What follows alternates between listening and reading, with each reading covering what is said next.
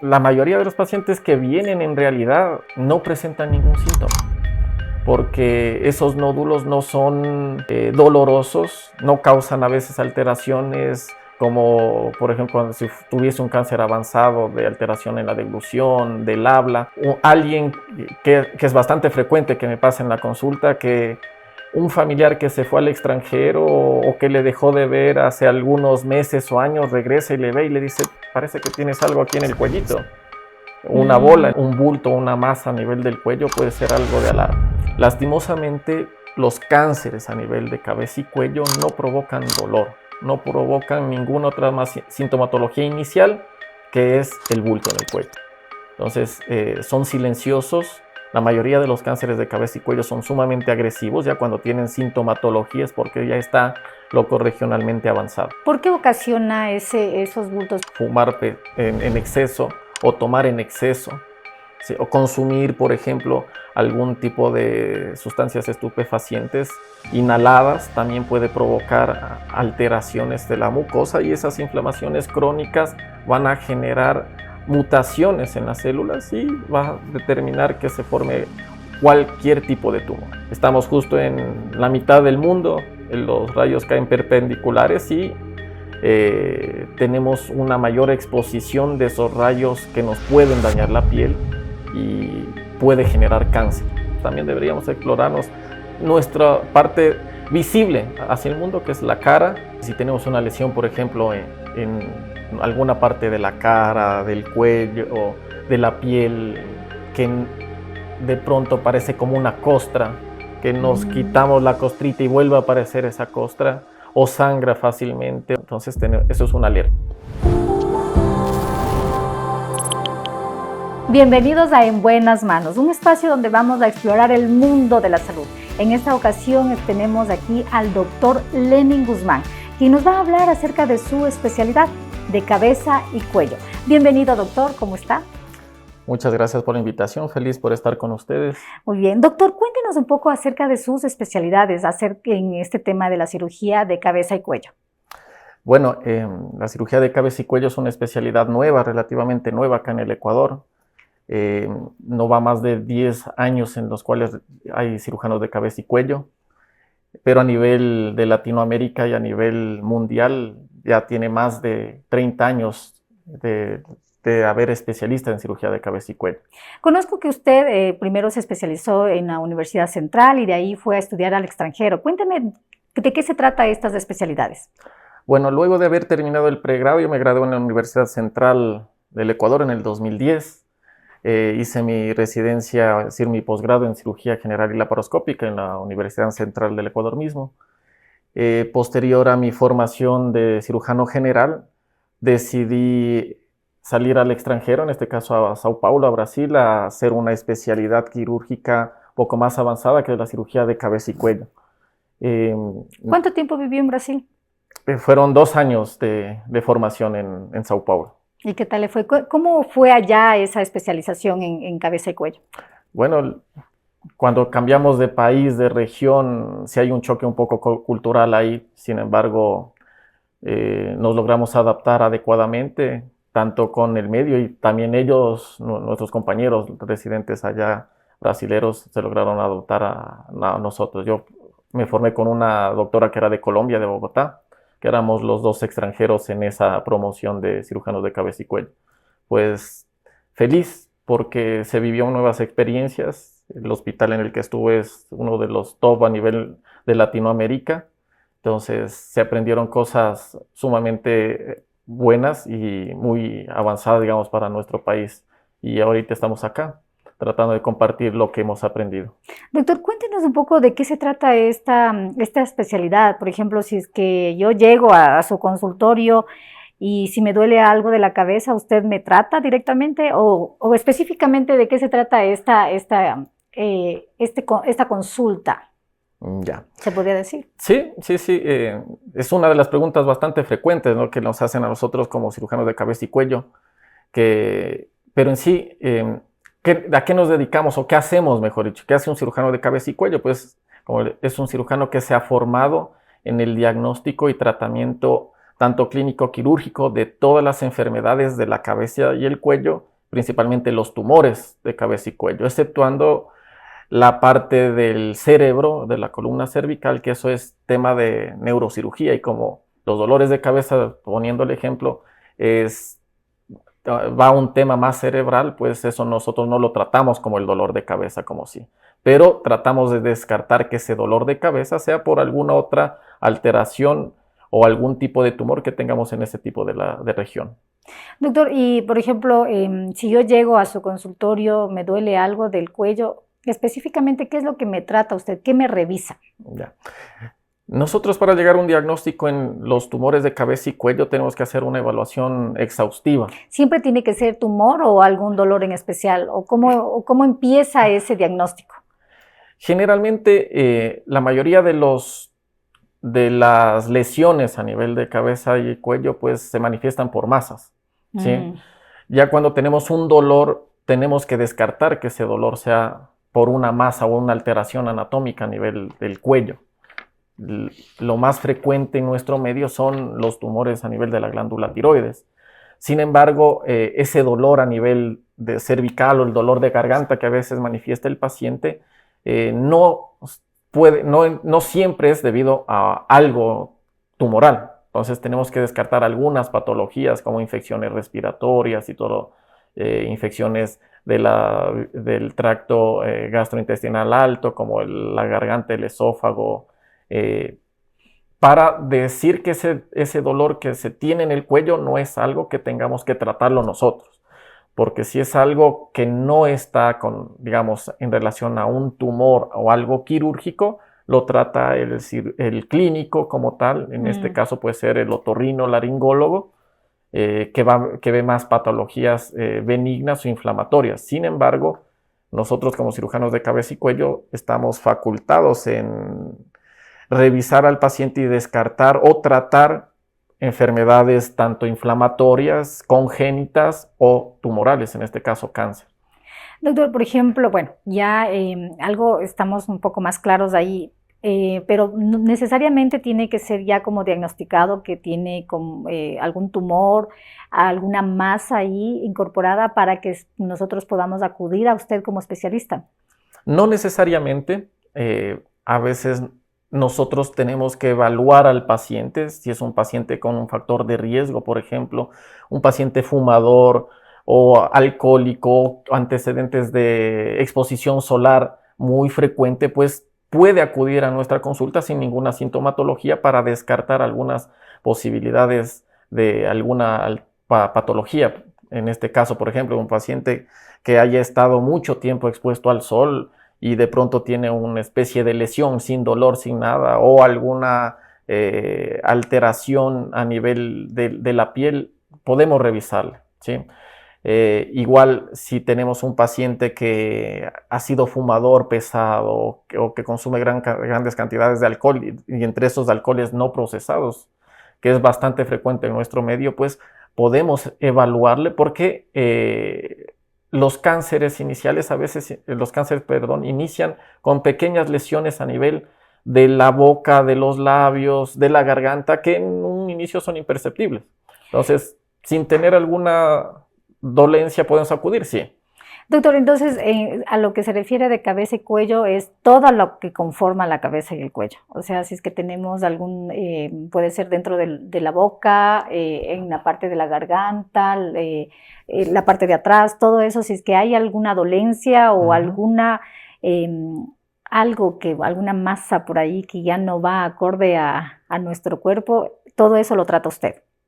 Exactamente. Nosotros estamos facultados y nos preparamos para tratar problemas, por ejemplo, de alteración de las glándulas salivares, no solamente tumores, como son la parótida, la submandibular, de lesiones a nivel de la orofaringe, como son las amígdalas, la úvula, el paladar blando, la lengua, la mucosa, la piel de la cara, la piel del cuero cabelludo, la piel del cuello, piel de las orejas, la laringe, alteraciones en la voz también nosotros la vemos, hacemos evaluaciones igual que otorrinolaringólogo para descartar que esa alteración de la voz sea alguna otra causa maligna y no funcional.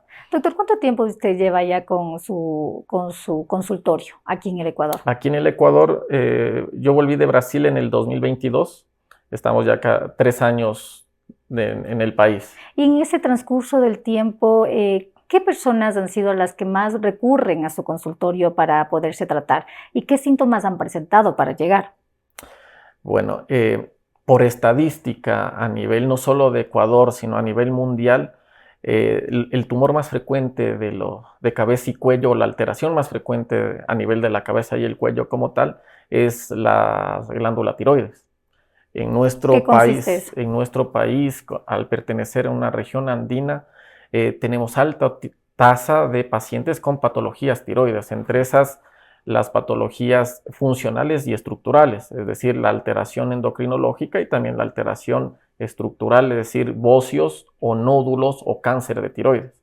En síntomas, ¿cómo se podría tomar eso en cuenta? O sea, la mayoría de los pacientes que vienen en realidad no presentan ningún síntoma, porque esos nódulos no son dolorosos, no causan a veces alteraciones como, por ejemplo, si tuviese un cáncer avanzado de alteración en la deglución, del habla. Sin embargo, a veces es un hallazgo incidental de un chequeo general que de la empresa le mandaron a hacer, o alguien que es bastante frecuente que me pasa en la consulta, que un familiar que se fue al extranjero o que le dejó de ver hace algunos meses o años regresa y le ve y le dice, parece que tienes algo aquí en el cuellito, una bola. Entonces un bulto, una masa a nivel del cuello puede ser algo de alarma. Doctor, entonces me comentaba usted que, por ejemplo, llegaban, a veces es por casualidad. Por casualidad. Por casualidad de que algún bulto por ahí, que no necesariamente nosotros los vemos, sino que alguien observa en nuestro cuerpo, en nuestra piel, y ahí es cuando llega la alerta. Entonces, ¿y por qué? ¿Qué tipo se podría decir, de bultos es lo que es una alerta ya significativa que tendríamos que ir a su consultorio? Ya. Bueno, lo normal, digamos, empecemos primero por lo normal. Lo normal es, por ejemplo, si yo tengo alguna infección, me lastimé la boca, o los simples fuegos, digamos, que nos salen en la boca o en los labios, provoca inflamación de los ganglios. Y nosotros notamos dolor y bulto a nivel del cuello. Entonces, eso es algo normal. ¿Qué es lo anormal?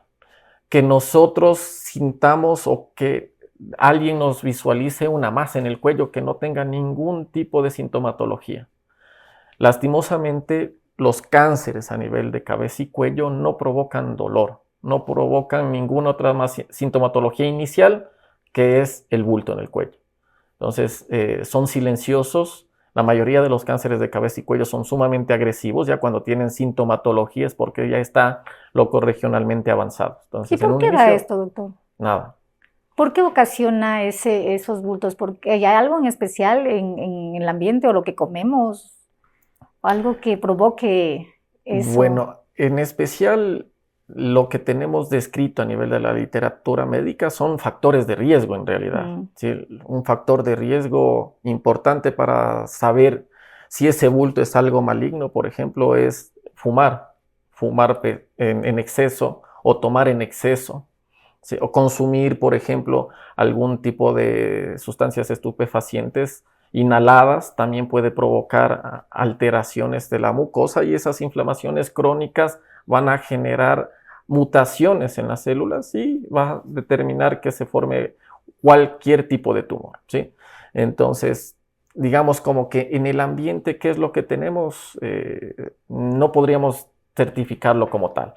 Algo que sí está relacionado y que nosotros en Ecuador tenemos que tener cuidado es el sol. Estamos justo en la mitad del mundo, los rayos caen perpendiculares y tenemos una mayor exposición de esos rayos que nos pueden dañar la piel y puede generar cáncer. Doctor, al especializarse usted en Brasil, ¿en qué se podría decir que allá haya más, qué tipo de enfermedades hay más allá en relación a la cabeza y cuello y acá en Ecuador? Bueno, igual en en Brasil el cáncer de cabeza y cuello que más frecuentemente hay es el de tiroides.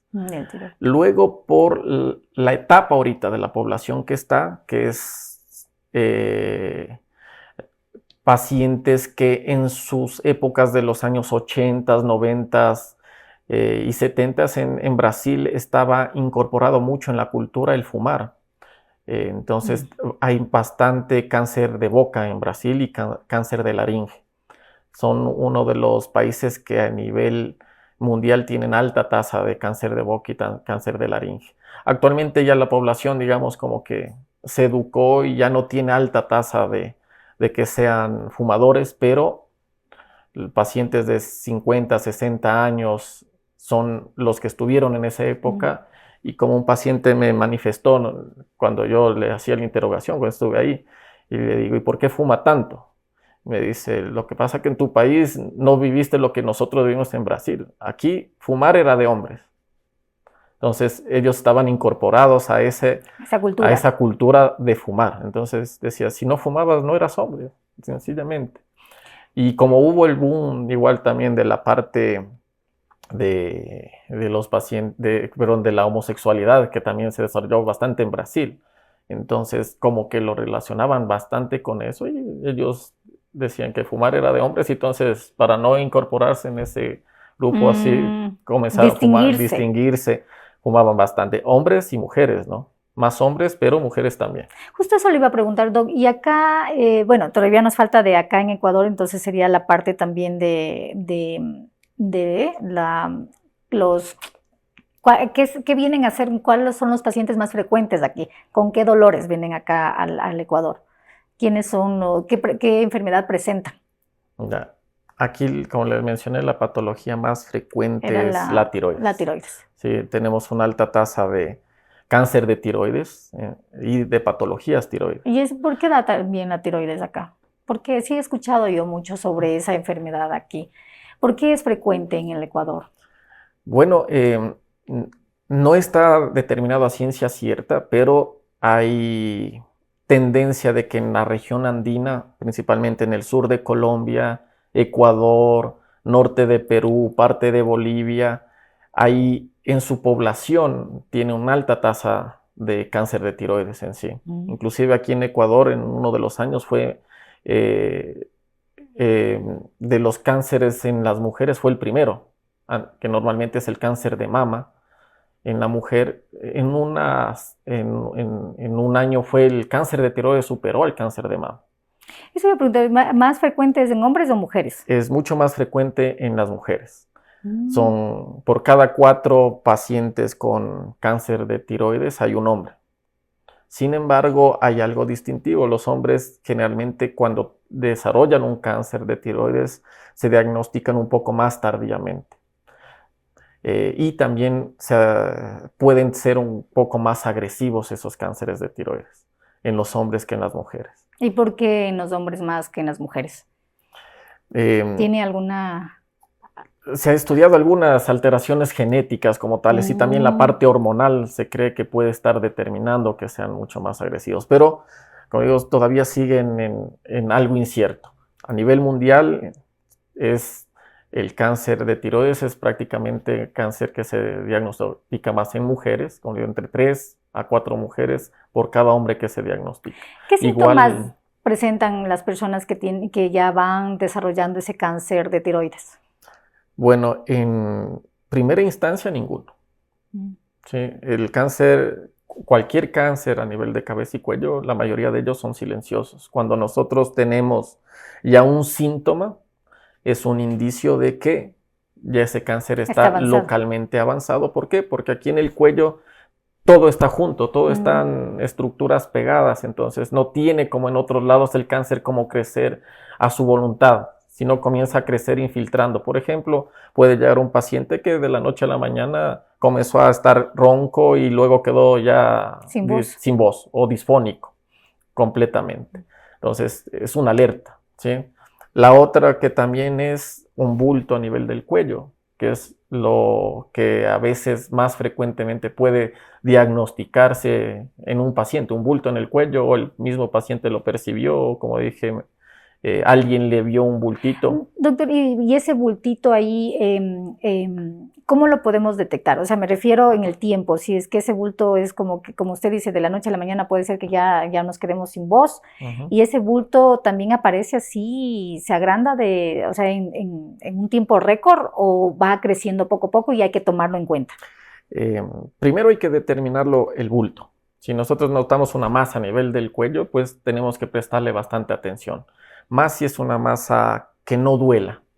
Nosotros siempre tenemos que tener la precaución, así como en el cáncer de mama, orientarle al paciente que también se tiene que explorar el cuello. Principalmente, como digo, como es una enfermedad más común en mujeres que en hombres, pues también explorarse, tocarse el cuello y notar o verse en el espejo si tiene alguna alteración. Igual que como hacemos las campañas para el cáncer de mama, deberíamos hacer esa campaña de explorarnos el cuellito. ¿Qué tan cierto es el tema del estrés, doctor? Por ejemplo, claro, dice usted que se presenta más en mujeres. ¿Será porque a veces también las mujeres somos más estresadas? Vivimos en un mundo también tan rápido ahí que queremos resolverlo todo y a veces eso provoca la tiroides. Bueno, todos los estados de ánimo la tiroides está relacionado con lo hormonal, sí, ¿no es cierto? Sí, está relacionado con lo hormonal. Como les digo a mis pacientes, la tiroides es como un director de orquesta. Dirige otros órganos, otras glándulas endocrinas a que funcionen bien, que estén todo en armonía. Si se altera la parte funcional, pues comenzamos a desequilibrar todo eso. Y ese desequilibrio hormonal puede generar disminución de la inmunidad, y la inmunidad también nos protege contra los cánceres. Doctor, ¿y qué tan cierto también es, por ejemplo, que la tiroides, a veces ahí decimos las mujeres, ¿no? El tema del peso, que siempre también lo vamos relacionando, que ya engordamos, que hemos subido tan rápido de peso o que no pues, subimos de peso, ¿está relacionado a eso y hay que tomarlo tal vez en cuenta como síntoma o algo? Es común eso, pero yo pienso que es más un mito que se le ha traspolado la obesidad con la tiroides. Generalmente yo también he tenido pacientes que me consultan que quieren descartar algo en la tiroides porque han subido de peso, están haciendo ejercicio y no bajan, ¿sí? Entonces, como les digo a mis pacientes, vamos a descartar si es la tiroides o es alguna otra alteración, por ejemplo, la hamburguesoides, los chocolatoides, porque generalmente eso es lo que puede causar la subida de peso, ¿sí? Entonces, lo que tenemos que hacer primero, descartar la alteración funcional. Como digo, está mitificado. Normalmente sí se presenta en un paciente que tenga alteración funcional, por ejemplo, un hipotiroidismo, que suba de peso. Pero una vez que está compensado hormonalmente, pues la parte del metabolismo tiene que volverse a regular. Y normalmente eso se ha quedado como que en la parte de nuestro medio de que si subí de peso es por alteración de la tiroides. Actualmente no lo es. Sí, anteriormente sí, hace unos 30 años atrás no existía la hormona que es la levotiroxina, que es la suplementación. Entonces sí habían esos pacientes que tenían. Y es un síntoma, sí, pero no por engordar o no bajar de peso voy a culparle a la tiroides. Que tengo que investigarle toda esa parte hormonal, sí. Justo a eso iba, doctor. Ya se nos hace de noche y vamos a tener una linda noche aquí. La cuestión es, por ejemplo, ¿qué tipo de tratamientos vamos a usar aquí? O sea, por ejemplo, ¿cuáles son los, para empezar, qué exámenes hace? O sea, ¿qué exámenes se hace para determinar si hay un cáncer? Y el tratamiento que usted usa para podría decirse, tratar, para que no alcance mayor, o sea, no haya una repercusión mortal en este proceso. Bueno, empezando, lo primero que tenemos que hacer es la exploración física del cuello, es decir, tocar el cuello. Sin embargo, tenemos que no basarnos en que si yo no palpo nada, no descarto que tenga algo. Entonces, como basándonos, por ejemplo, en la tiroides, tenemos que hacer una ecografía. Yo tengo que hacerle una ecografía al paciente para descartar que tenga allí alguna alteración, como nódulos, quistes que a veces puede provocar a posterior o algo para diagnosticar temprano un cáncer de tiroides, ¿sí? Entonces, vamos primero por una ecografía de tiroides y hacerle un examen hormonal, es decir, las pruebas hormonales de producción de la tiroides, como son la TSH. Eso se lo hace tanto a los hombres como a las mujeres. Tanto hombres y mujeres, porque tanto hombres y mujeres pueden tener alteraciones endocrinológicas. Digamos como que de eso partimos. Ya. Si en la ecografía encontramos que hay un nódulo, aquí es donde tenemos que hacer una pausa en ese nódulo.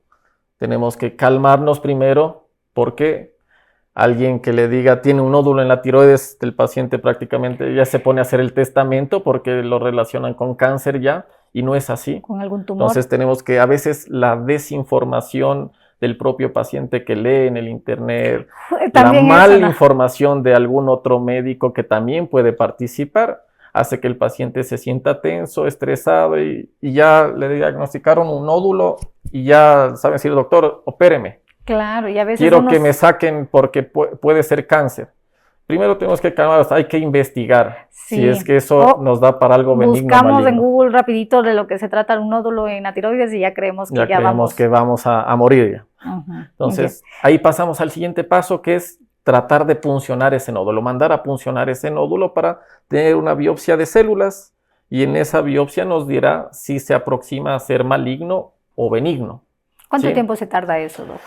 La punción generalmente demora en hacerse un poco como extraerse sangre. Hay pacientes que tienen el umbral mucho más alto, otros pacientes que refieren que no les duele nada. Entonces depende de cada paciente, pero en sí doloroso como tal no. Demora en salir el resultado a veces unos 5 días a 7 días, porque el médico patólogo tiene que ponerle en algunas tinciones especiales para ver las células de la tiroides, ver si tienen alteración o no. Ya. Luego de eso, si es algo benigno, pues, que es la mayoría de las veces, le hacemos una observación, hacemos observaciones por medio de la ecografía, y si es algo maligno, tenemos que pasar a cirugía, que es el tratamiento oncológicamente eficaz para, digamos, decir que ese paciente se va a curar de ese cáncer. Doctor, y aquí en esta cirugía, ¿cómo determinamos si es que realmente se necesita cirugía y que esa cirugía sea exitosa? ¿Qué tipo de tecnología usted utiliza, doctor? Bueno, nosotros tenemos, antes de preparar al paciente a cirugía, hacer un rastreo de todo el cuello como tal ecográfico para determinar si ese nódulo en la tiroides no ha dado metástasis a nivel del cuello, es decir, planificar nuestra extensión quirúrgica. ¿Qué tanto vamos a sacar? Eso también ya se desmitificó hace más de 10 años, de que todo paciente que tenga un cáncer de tiroides debe sacarse toda la tiroides, sacarse todos los ganglios y luego debe de ir a yodo. Entonces, actualmente los cánceres se hacen mucho más conservadores, pero sin dejar de ser eficaces. Entonces, planificamos la cirugía dependiendo de lo que encontremos. De pronto, si está extendido el cáncer hacia los ganglios cervicales, tenemos que mandar a hacer una tomografía, y después de eso pasamos al paciente a quirófano. Tenemos algunas alternativas para cuidar ciertas estructuras a nivel del cuello. En el cuello, como es un espacio pequeño, ahí tenemos otras glándulas atrás de la tiroides, que son las paratiroides. Esas controlan el metabolismo del calcio y el fósforo, es decir, cómo van a estar nuestros huesos, van a estar los nervios de la voz, que es lo que más les preocupa a veces a los pacientes, de quedar roncos, y que normalmente en nuestro medio ya los médicos o algún cirujano le dice, te vas a operar de la tiroides, vas a quedar ronca, ¿no? Doctor, y eso no debe de ser así. ¿A qué edad promedio aparece este tipo de situación de enfermedades?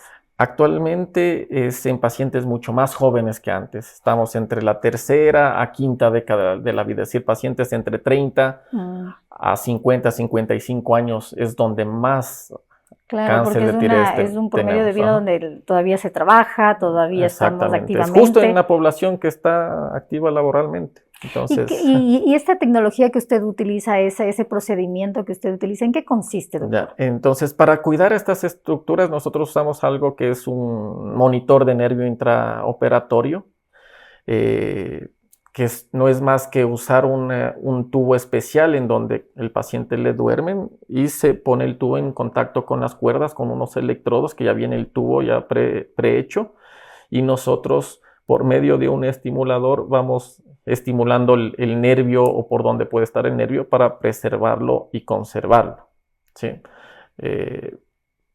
Porque si se altera o nosotros dañamos ese nervio, pues el paciente puede quedar disfónico, ronco. Y si se dañan los dos, pues inclusive las cuerdas se pueden llegar a cerrar y el paciente termina en una traqueostomía. ¿Eso significa? Eso significa que va a tener un tubo a la garganta o a la tráquea por donde va a tener que respirar, porque si se cierran las cuerdas no va a poder respirar. Y peor eso hablar. Y eso quedaría prácticamente de por vida. Entonces, tenemos que... ¿Qué nivel de riesgo es esa cirugía, doctor? ¿Riesgo en qué sentido? Por ejemplo, en el sentido de que pueda ocasionar algún desenlace o la muerte, tal vez. Bueno, en manos experimentadas el riesgo es mínimo. Si bien es una cirugía delicada, el riesgo es totalmente mínimo. Las complicaciones de este tipo, por ejemplo, que quede un paciente de traqueostomía, son en pacientes que ya tienen cánceres avanzados o deberían ser en pacientes que tienen cánceres avanzados con invasión traqueal, que tengamos que resecar a veces parte de la tráquea para conservar o garantizar de que el paciente se cure, pero en manos expertas debería ser mínimo, es decir, de cada 1000 pacientes, 1 debería tener alguna alteración. No solamente del nervio de la voz, también tenemos, como le dije, unas glándulas que son bastante importantes para nosotros, que son las paratiroides. Esas las tenemos que cuidar, porque si no, tenemos que darle al paciente calcio, y las dosis de calcio que va a tomar ese paciente son dosis bastante altas. El calcio participa, aparte que está en la formación de los huesos, participa en la contracción muscular. Entonces el paciente va a estar con calambres. Son a veces pacientes que ya no se reincorporan totalmente a su vida laboral. Y como mencionamos, estamos en el rango, es una etapa en donde el paciente está laboralmente activo. Entonces ese paciente de pronto ya no es laboralmente activo. Por eso tenemos que cuidarla. Y la radicalidad del tratamiento también debe de conservar la funcionalidad del paciente, ¿sí? Que es como les menciono igual a los residentes que ahora tengo. O sea, tengo que garantizarle de que le voy a curar, pero sin dejarlo prácticamente vegetal o en la casa ahí siendo... Claro, tiene que ser laboralmente activo. El objetivo, por ejemplo, de la formación del cirujano de cabeza y cuello es eso. Ser radical cuando tenemos que ser radicales y mantener la funcionalidad del paciente para que se pueda reincorporar a su vida habitual. Ya, bueno, en otro capítulo hablaremos del proceso del tratamiento, de la recuperación. Pero en este momento, para que nos quede claro, doctor, el procedimiento que usted usa, la tecnología que usted usa es mínimamente invasiva, dependiendo del estado, del grado de cáncer en el que se encuentra el paciente. La palabra mínimamente invasiva generalmente a nivel del cuello no la podemos aplicar como tal, pero sí tenemos pacientes que pueden ser acordes. No podemos aplicarles a todos porque lastimosamente el cuello es un espacio muy pequeño en el cual no podemos hacer como en el abdomen cirugías laparoscópicas que demoran 20 minutos, 30 minutos y acabamos pero en el cuello sí pueden haber pacientes que acceden a eso, es decir, cuando tenemos tumores pequeños.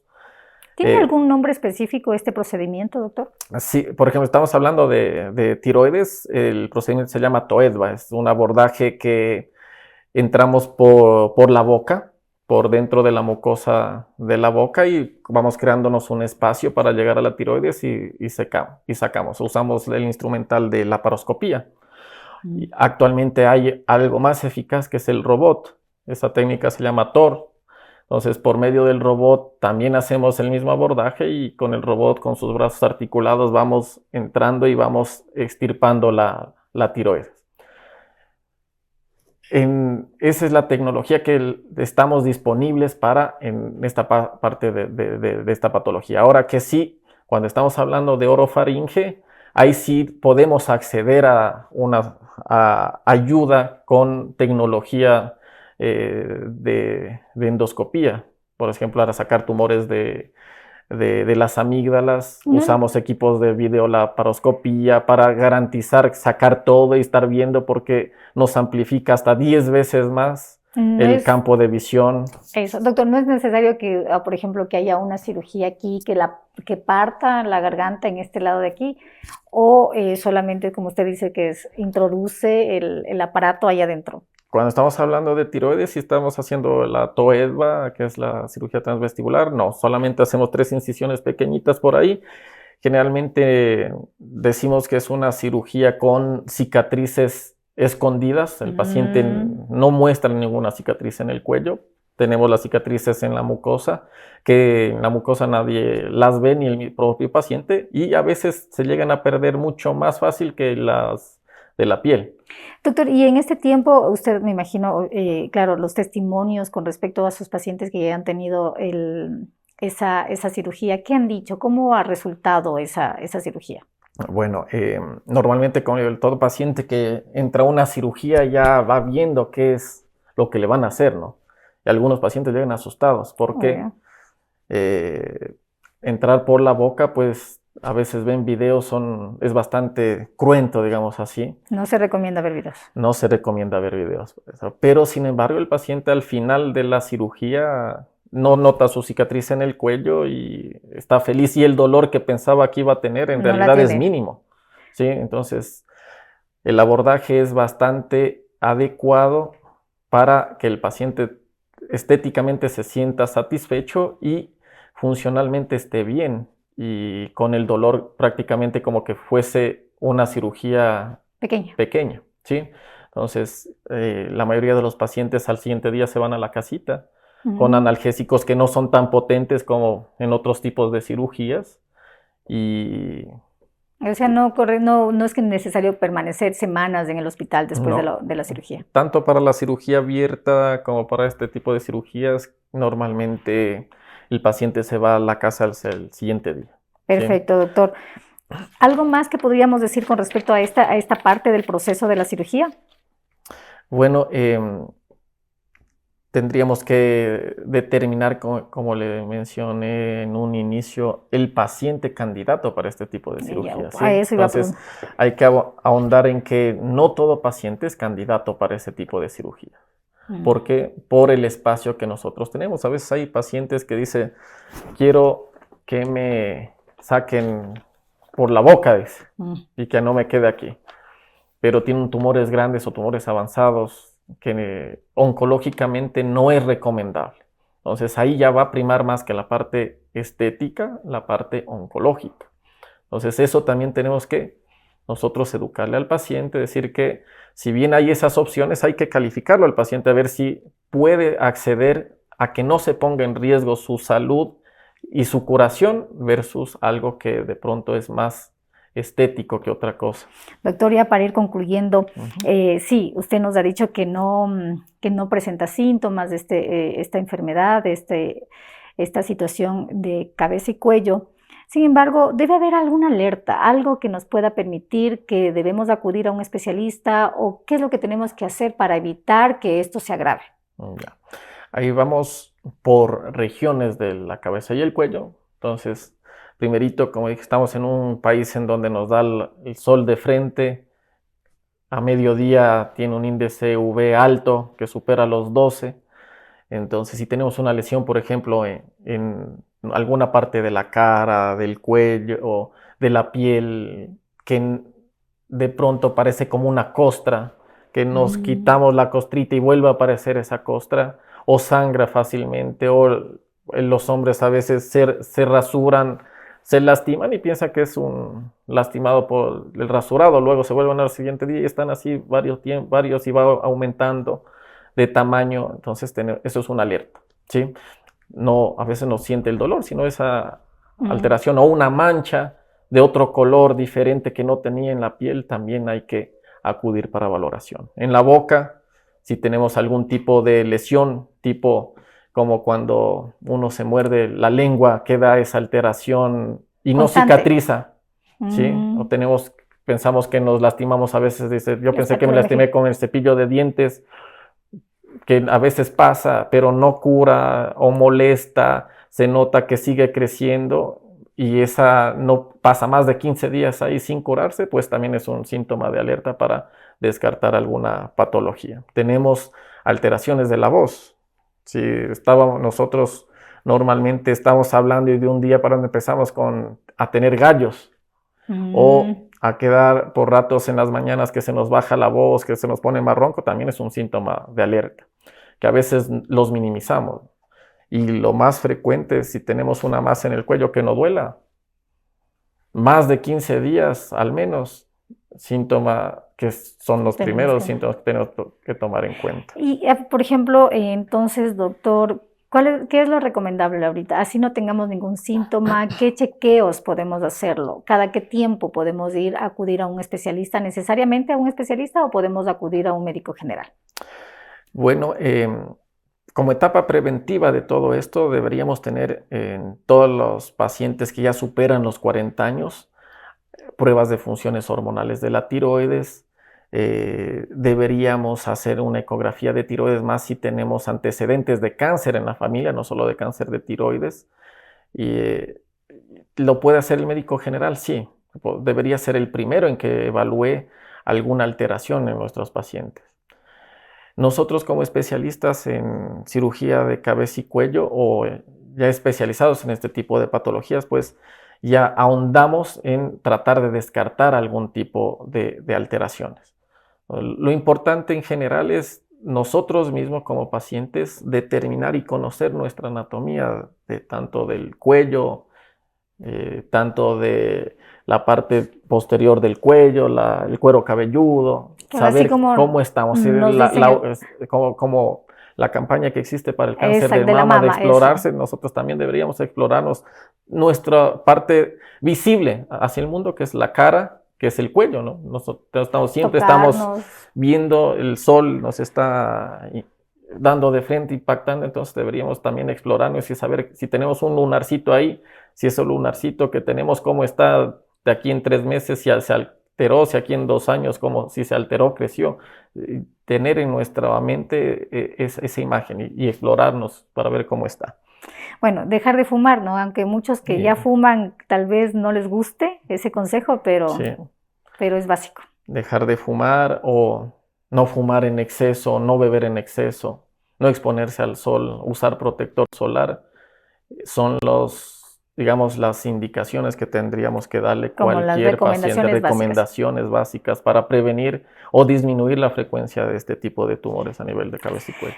Doctor, muchísimas gracias por acompañarnos hoy.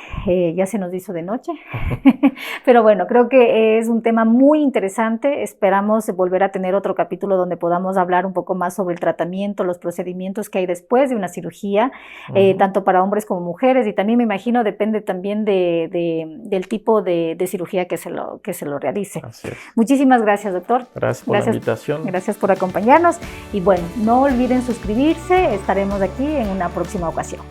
Soy Jessica Munar.